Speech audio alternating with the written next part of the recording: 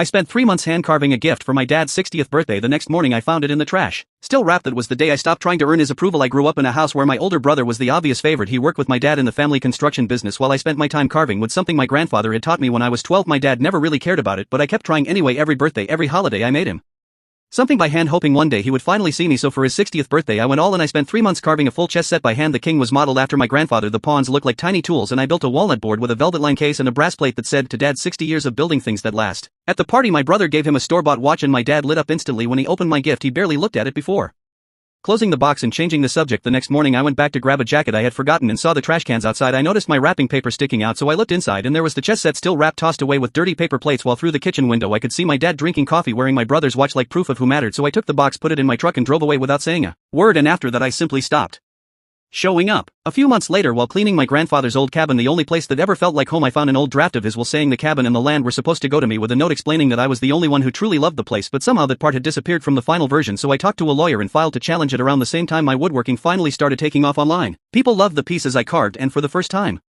my work was actually being valued. When the legal notice reached my parents, suddenly they remembered I existed. My brother accused me of tearing the family apart, and my dad eventually came to talk, saying I was making too big a deal about a cabin. So I told him about the chess set and how I found it in the trash beside paper plates while he sat inside wearing my brother's gift. For once he had nothing to say, and I told him something he probably should have heard years earlier, that I was done asking this family for permission to matter. The court ruled in my favor and the cabin became mine. Today the place is restored, my carving business is thriving, and the woman who once watched me carve and said it was beautiful is now my fiancée. The chess set my dad threw away sits by the workshop window, not to remind me what he did, but to remind me that the moment I stopped chasing approval my life finally started moving forward.